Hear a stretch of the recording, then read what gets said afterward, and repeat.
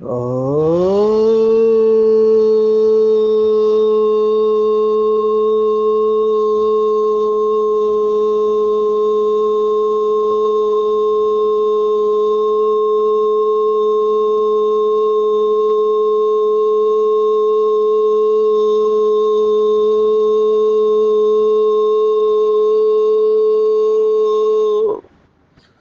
Shanti.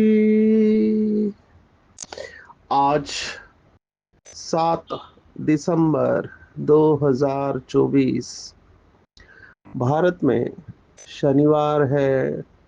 Today is 7th December 2024 and it's Saturday in Bharat. आज की मुरली का जादुई रहस्य स्वयं को प्रेरणा देने के लिए magical secrets of today's Murli for motivating the self. आज की साकार मुरली बाबा श्रीमद् भगवत गीता का चौथा अध्याय गहराई में बता रहे हैं। चौथे अध्याय में बहुत सारे श्लोक हैं जो आज की मुरली में आया है कि परमात्मा का अवतरण और कर्मों की गहन गति और बुद्धिवान, ये सब बातें चौथे अध्याय की है। तो आज चौथा अध्याय बाबा ने टच किया है। आज के मुरली के महत्वपूर्ण शब्द है सारा मदार कर्मों पर है। ऐसा कोई कर्म न हो माया के वशीभूत जिसकी सजा खानी पड़े। और बुद्धिवान भगवान किसे कहता है? ना कि जिसके पास बहुत सारी डिग्रियां है। बहुत डिग्री वालों को बाबा बुद्धिवान नहीं कहते हैं। जिसमें पवित्रता की धारणा है वही बुद्धिवान है। तो ये कॉन्ट्रास्ट है लौकिक दुनिया से। भगवान किसे बुद्धिवान कहता है और दुनिया में हम किसे बुद्धिवान समझते हैं, हम इसके ऊपर थोड़ा देखेंगे। इंटेलिजेंस, अलग अलग प्रकार के इंटेलिजेंस होते हैं। आजकल तो मल्टीपल इंटेलिजेंस थ्योरी चल रही है।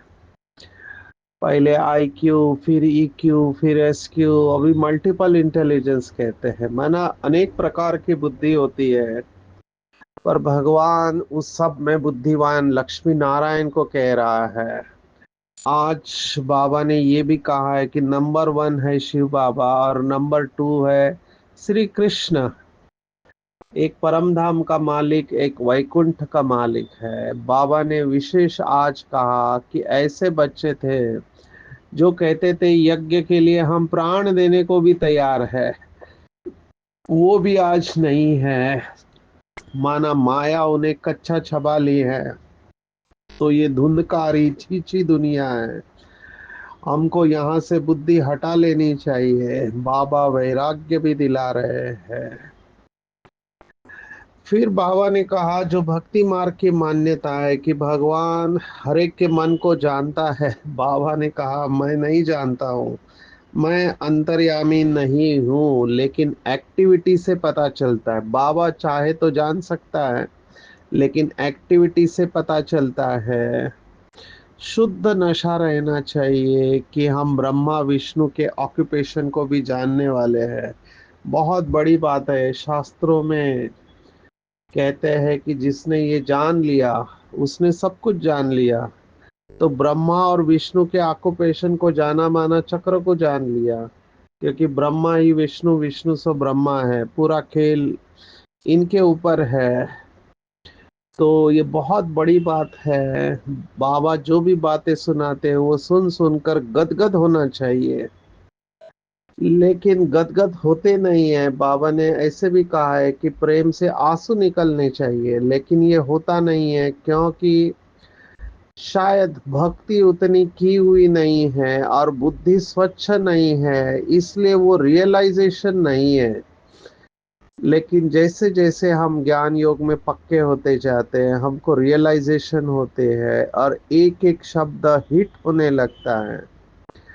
तो आज के मुरली में वरदान भी बहुत सुंदर है कि सेकंड में ब्रेक लगाना आना चाहिए, क्योंकि समय पर ब्रेक नहीं लगा तो एक्सीडेंट हो सकते हैं। पहाड़ी पर गाड़ी जब लेके जाते तो पहले ब्रेक चेक करते हैं, क्योंकि ब्रेक फेल होता है पहाड़ी पर।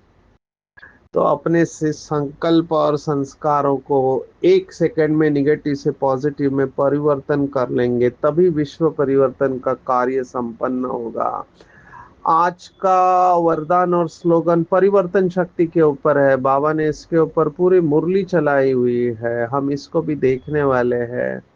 हम शुरुआत करेंगे श्रीमद् भगवद गीता का चौथे अध्याय का 17वां श्लोक, 17th verse of 4th chapter of Bhagavad Gita, ज्ञान कर्म संन्यास योगः।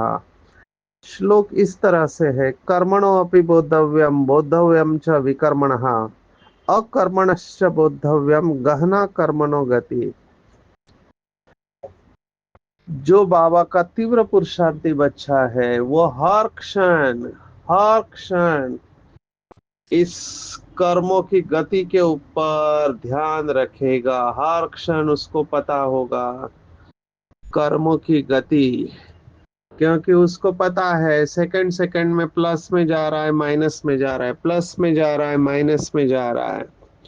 आज बाबा ने कहा जिगरी खुशी होनी चाहिए कि स्वयं भगवान टीचर बनकर मुझे पढ़ा रहा है।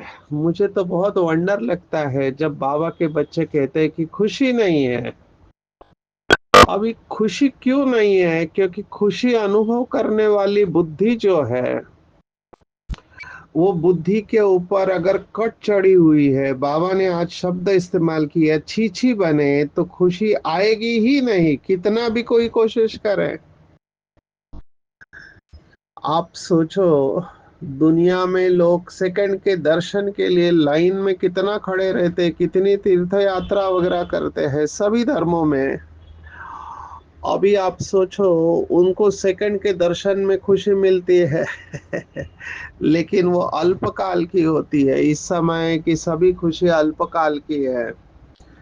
इस समय के मूवी भी ऐसे ही निकालते हैं, कभी खुशी कभी गम, ना जुदा होंगे हम, क्योंकि अल्पकाल की खुशी है और उन्होंने इसे ही जीवन समझ लिया है। लेकिन बाबा ने मुरलियों में हमको बताया कि अतीन्द्रिय सुख पूछना हो तो वल्लभ के गोप गोपियों से पूछो। ये भी बाबा ने बताया कि अंतिम समय का ये गायन है, लास्ट में ये होने वाला है। लेकिन नंबर वार बाबा के बच्चे इस अवस्था में जाएंगे, मुक्ति से जीवन मुक्ति। ये जीवन मुक्ति के संस्कार हमको यहाँ पर ही धारण करने हैं। सतयुग में तो होंगे ही, लेकिन यहाँ पर पहले मुक्ति की अवस्था में जाएंगे और फिर जीवन मुक्ति माना सुख स्वरूप होंगे। जीवन में रहते हुए मुक्त अवस्था में रहना ये बहुत ऊंची अवस्था है, पर ये बाबा के बच्चे अनुभव करेंगे। विशेष 108 रत्न देखो, लौकिक की बात हम कनेक्ट करेंगे। लौकिक में दो शब्द इस्तेमाल करते हैं, एक मुक्ति और दूसरा शब्द है जीवन मुक्ति। मुक्ति और मोक्ष में भी लौकिक में फर्क किया हुआ है। वो मुक्ति किसे कहते हैं? तो कहते हैं कि मृत्यु और मुक्ति का फर्क, सॉरी, मृत्यु और मुक्ति, वो कहते हैं कि सांसें खत्म हो चुकी है, हर एक जन्म में फिक्स सांसें है। समझो कोई 70 साल जीता है तो 70 साल की उसकी सांसें फिक्स है, उतनी ही सांस लेगा। जब उसकी सांसों का कोटा पूरा हो जाएगा तो उसका शरीर छूट जाएगा। तो मृत्यु उसे कहते हैं जब सांसें समाप्त हो चुकी है लेकिन इच्छाएं अभी भी बाकी है, तृष्णाएं इच्छाएं सभी बाकी है। तो उस आत्मा को भक्ति मार्ग में कहते हैं कि फिर से जन्म लेना पड़ता है। लेकिन मोक्ष किसे कहते हैं? कि सांसें अभी बाकी है लेकिन इच्छाएं समाप्त हो चुकी है।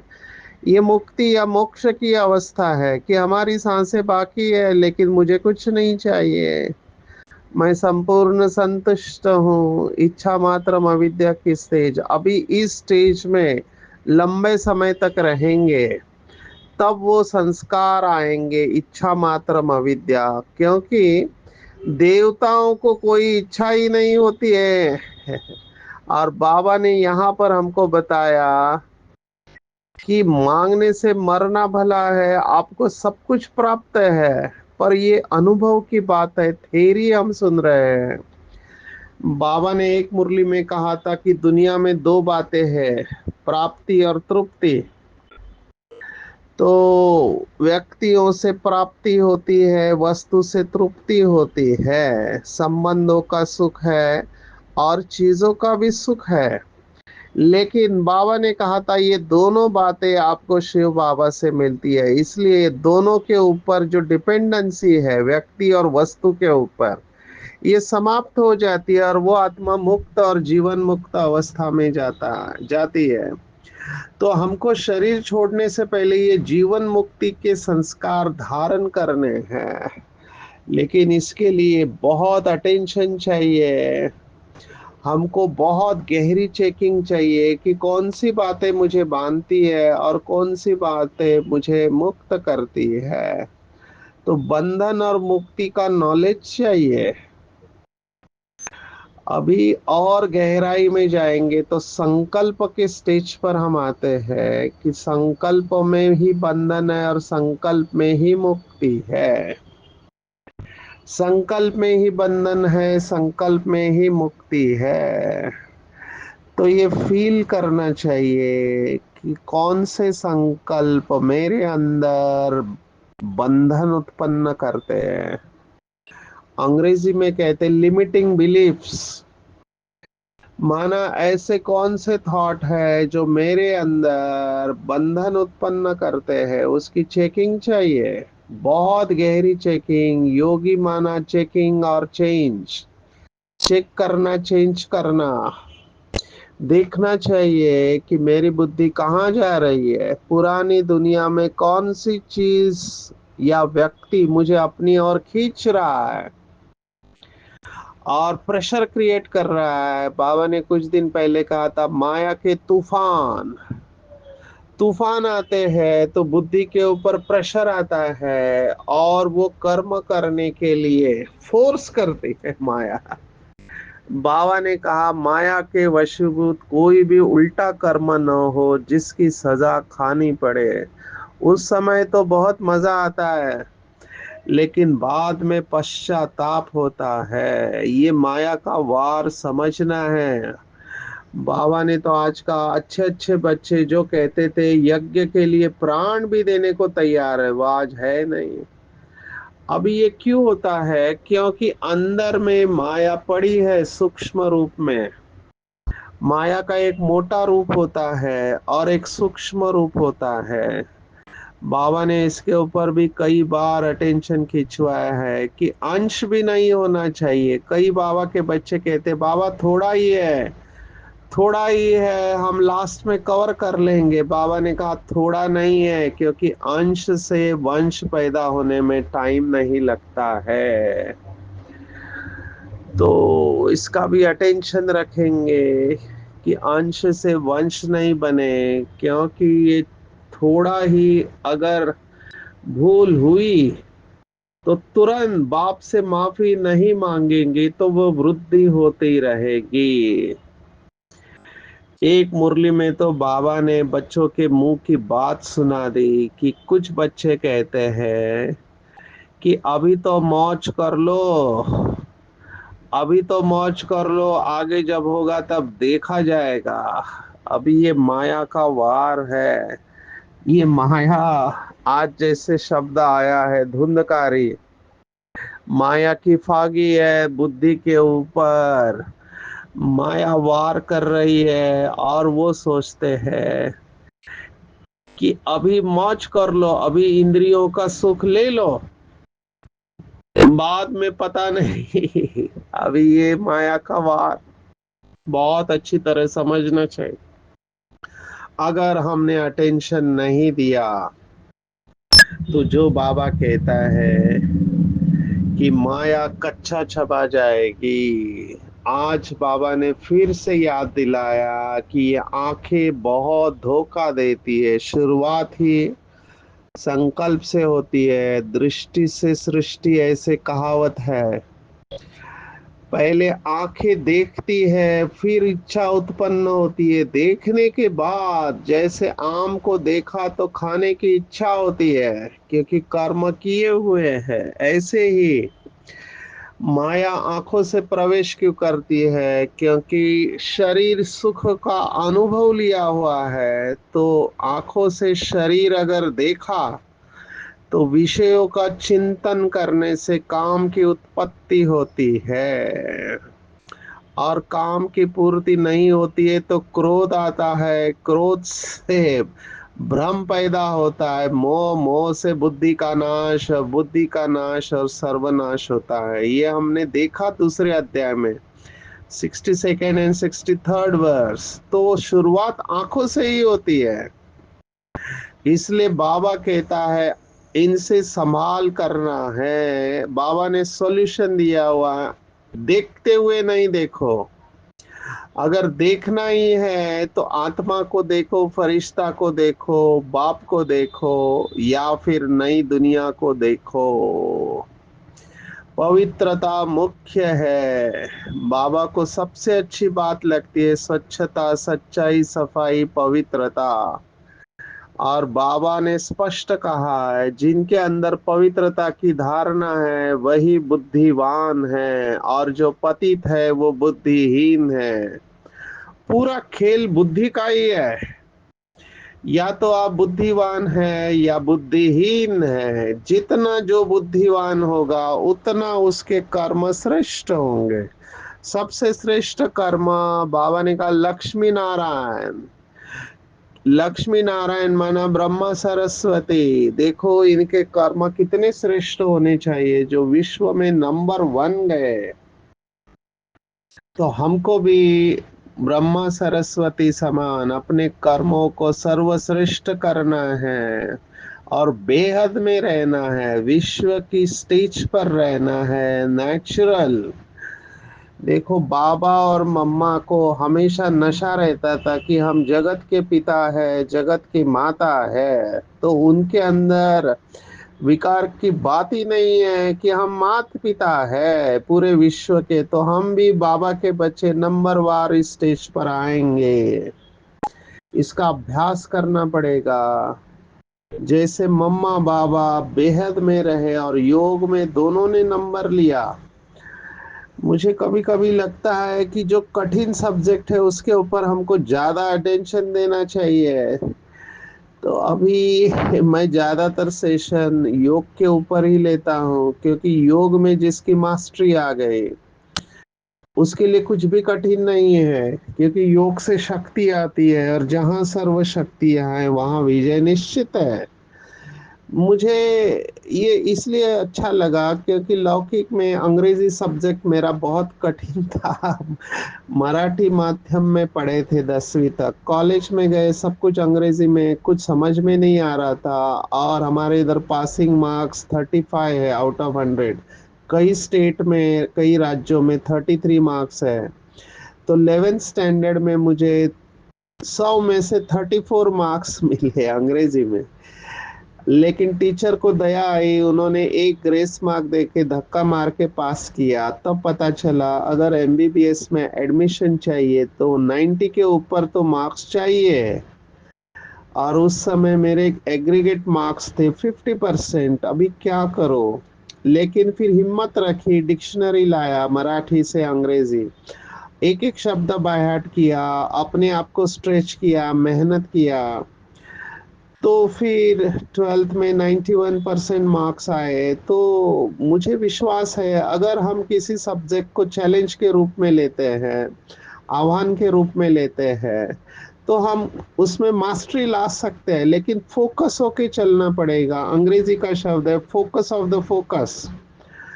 तो योग के सब्जेक्ट को हम चैलेंज के रूप में ले कि हमको योगी नंबर 1 बनना है, योग में मुझे नंबर 1 लेना है, ये लक्ष्य ही रखे। क्योंकि जिसका योग अच्छा है उसका बाकी सब सहज हो जाएगा।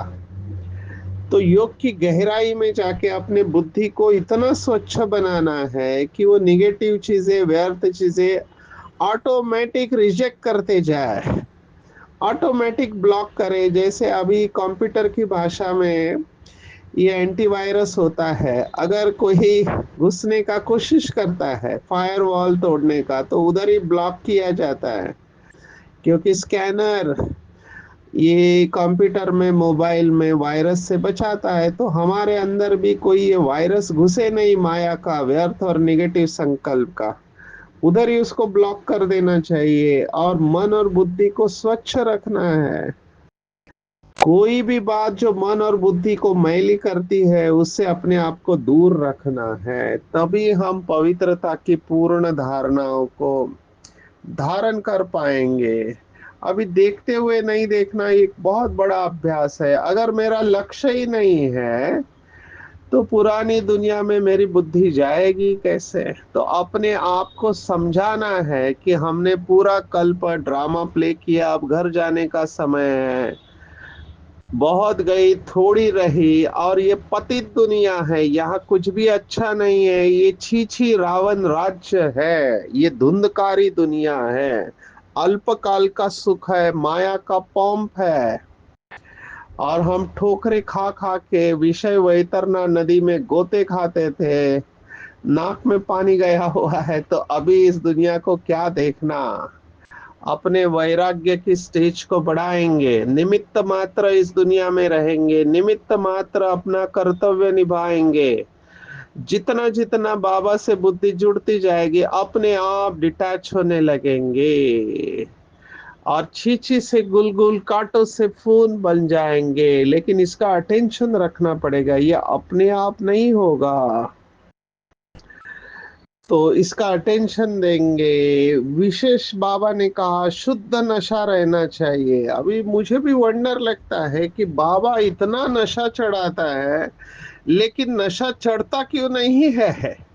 इतनी बाबा बड़ी बड़ी बातें करता है मुरली में कि ब्रह्मा विष्णु के ऑक्यूपेशन को कोई जानता नहीं, और आप बच्चे जानते हो, इवन परमात्मा को भी बेचारे नहीं जानते, शिव बाबा को नहीं जानते हैं, कण कण में कह देते हैं। लेकिन हम शिव बाबा का चरित्र भी जानते हैं, ब्रह्मा को भी जानते हैं, विष्णु को भी जानते हैं। तो कितने महान आत्माएं, हम सृष्टि के आदि मध्य अंत को जानते हैं, दुनिया में ये कोई भी नहीं जानता है। तो हम साधारण है ही नहीं, तो नशा चढ़ जाना चाहिए, शुद्ध नशा होना चाहिए, लेकिन फिर वैसे कैरेक्टर भी होना चाहिए, चरित्र भी उतना ही श्रेष्ठ होना चाहिए। गदगद हो जाना चाहिए बातें सुनकर कि मैं कितनी भाग्यवान आत्मा हूँ, जो संसार के सभी राज सीक्रेट्स मुझे पता है। दुनिया वालों को ये सीक्रेट पता नहीं है कि श्री कृष्ण कब आएगा। दुनिया वालों को ये सीक्रेट पता ही नहीं है कि परम धाम का मालिक और वैकुंठ का मालिक में क्या फर्क है। शिव बाबा को भी नहीं जानते, ब्रह्मा को भी नहीं जानते हैं। साधु कहते हैं तो साधुओं का भी उद्धार करते हैं शिव बाबा। तो ये बातें बहुत गहरी है, हमको इसके ऊपर चिंतन करके अपने आप को शुद्ध नशे में ले जाना चाहिए। बाबा ने अटेंशन खिंचवाया है। देखो आज बाबा ने क्या कहा। बाबा ने कहा तुम बच्चों को जिगरी खुशी होनी चाहिए। अभी बाबा रिजल्ट सुना रहा है कुछ बच्चों का। कई बच्चे बाबा के पास आते हैं जो कभी पवित्र नहीं रहते हैं। बाबा समझाते हैं विकार में जाते हो, फिर बाबा के पास क्यों आते हो? तो कहते हैं क्या करूं, रह नहीं सकता हूं, परंतु यहाँ आता हूं शायद कभी तीर लग जाए। आप बिगर हमारी सदगति कौन करेगा, इसलिए आकर बैठ जाता हूँ। माया कितनी प्रबल है। निश्चय भी होता है कि बाबा हमको पतित से पावन गुलगुल बनाते हैं, परंतु क्या करे, फिर भी सच बोलने से कभी सुधर जाऊंगा। हमको ये निश्चय है कि आपसे ही हमें सुधरना है। बाबा को ऐसे बच्चों पर तरस पड़ता है। फिर भी बाबा कहता है नथिंग न्यू, सब तो राजे रानियां नहीं बनते हैं, राजधानी स्थापन हो रही है। क्या करे, अभी हर सेंटर पर ऐसे बच्चे होते हैं। अभी बहनों को तो पता नहीं होता है कि ये विकार में जा रहा है या नहीं जा रहा है, सच बोल रहा है या नहीं बोल रहा है, बहनों को नहीं पता है, लेकिन बाबा से तो छिप नहीं सकता है। हालांकि बाबा ने आज कहा कि मैं अंतर्यामी नहीं हूं, ये बाबा ने स्पष्ट कहा कि मैं अंतर्यामी नहीं हूं, लेकिन हर आत्मा की एक्टिविटी से पता चल जाता है। अभी ये टिपिकल लोग होते हैं, हमने भी ये ओपीडी हैंडल की है, जो काम विकार में जाते हैं उनकी अलग ही ओपीडी रहते हैं, वो अलग बीमारियां लेकर आते हैं। इनको पहचानने का एक ही तरीका है, इनकी आंखें और इनका मिजाज चंचल होते हैं, अस्थिर होते हैं। लेकिन कई लोग नाटक भी कर सकते हैं, इसलिए मैं तो ये कहता हूं कि आज अनलेस प्रूव्ड अदरवाइज हमको बहुत अटेंशन रखना चाहिए, क्योंकि सामने वाला कौन से भाव से आपके पास आ रहा है आपको नहीं पता। और हम सबको पता है कि डे बाय डे ये काम विकार चरम सीमा पर जाने वाला है। अभी देखो बाबा ये क्यों कह रहा है कि कई बच्चे कहते हैं कि हम रह नहीं सकते हैं, भगवान से ऐसी बात करने में भी शर्म आनी चाहिए, लेकिन कहते हैं। अभी क्या कर सकते हैं, तब पता चलता है कि राजधानी में सभी की जरूरत है। Having said this, as a doctor and counsellor मैं कहूंगा, अगर गलती हो जाती है तो बाबा से माफी मांग लेनी चाहिए और कड़ा अटेंशन रखना चाहिए, थोड़ा सहन शक्ति को बढ़ाना चाहिए। थोड़ा क्लॉक के बारे में कहेंगे, काम विकार रात को सताता है, विशिष्ट सिचुएशन में सताता है, तो जैसे वो सन्यासी देखो, बेचारों के पास शिव बाबा नहीं है, वो भक्त भी है, उनके पास भी शिव बाबा नहीं है, लेकिन वो कैसे भी करके अपनी पवित्रता को बनाए रखते हैं। तो अगर सन्यासी बना कर रख सकते हैं, भक्त बना के रख सकते हैं, तो हम क्यों नहीं, हम भी रख सकते हैं। लेकिन अंदर से क्या है, हमने बहुत सुख का अनुभव किया हुआ है, तो हम थोड़ा भी तकलीफ नहीं चाहते हैं, इसलिए हमको तकलीफ सहन करना आना चाहिए। ये पुराने संस्कार तकलीफ तो देंगे, लेकिन हमको थोड़ा सहन करना है, दृढ़ता रखनी है और अपने आप को ऐसे पोजीशन में रखना है कि विकार एक्टिवेट नहीं हो। ब्रेक हमारा बहुत पावरफुल चाहिए, ब्रेक माना बुद्धि, बुद्धि बहुत पावरफुल चाहिए। ये माइंड के अंदर व्यर्थ और निगेटिव आने हैं और उनकी गति बहुत फास्ट होती है, बाबा ने कहा। और बाबा प्रिवेंशन की बात कर रहे हैं। बाबा का उदाहरण है, पहाड़ी पर जब चढ़ते हैं तो पहले गाड़ी का ब्रेक चेक करते हैं। हमने ये देखा है, कई पहाड़ी पर ये बोर्ड लिखा रहता है, प्लीज चेक द ब्रेक, क्योंकि वहां पर ब्रेक फेल हो गया तो खुद भी जाएंगे, औरों का भी नुकसान करते हैं। तो इसका बहुत अभ्यास चाहिए ब्रेक का। सिचुएशन में बाबा ने कहा पहले से ही अभ्यास करो कि जहां चारों तरफ अशांति है, हलचल है, वहां पर ब्रेक कितना आपका पावरफुल है। तो हमको ये अभ्यास करना चाहिए। कई लोग कहते हैं शांति मिले तो हम योग करें, बाबा ने कहा शांति में शांत रहना बड़ी बात नहीं है, बड़ी बात है अशांति की बीच में शांत रह के बताओ। तो इसके लिए परिवर्तन शक्ति बहुत पावरफुल चाहिए, परिवर्तन अग्नि का काम है। तो हमारे अंदर भी ऐसे अग्नि चाहिए, माना घर जाने की अग्नि, अब घर जाना है, वैराग्य की अग्नि चाहिए।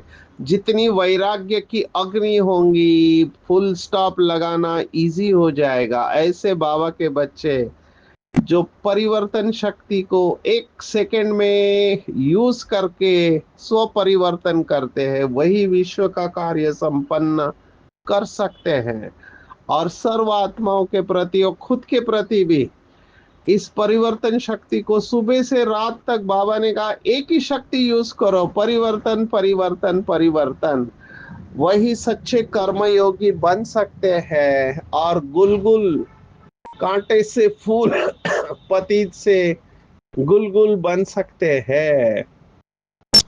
तो आज की पूरी मुरली में टेक होम अगर आप मुझे कहो तो कर्मों के ऊपर अटेंशन देना है, आंखें धोखा ना दे। आंख ही नहीं, बाकी के सभी कर्मेंद्रियों को भी कंट्रोल में रखना है, पवित्रता की धारणा करनी है। प्राण जाए पर पवित्रता नहीं जाए, पवित्रता के लिए मरने को भी तैयार होना चाहिए। देखना ही नहीं है, देखते हुए भी नहीं देखना। ये दुनिया गई की गई, ये दुनिया खत्म होने वाली, यहाँ कुछ भी अच्छा नहीं है। अगर कोई भूल हो जाती है तो बाबा को सच बता के माफी मांग लेनी है। आंखें क्रिमिनल नहीं हो, शुद्ध नशा रहना चाहिए कि हम ब्रह्मा विष्णु को जानने वाले हैं, पतित शीशी से गुलगुल बन रहे हैं। पावरफुल ब्रेक द्वारा सेकंड में निगेटिव को पॉजिटिव में परिवर्तन करने वाले स्व परिवर्तक ही विश्व परिवर्तक सच्चे कर्मयोगी है। अच्छा, ओम शांति।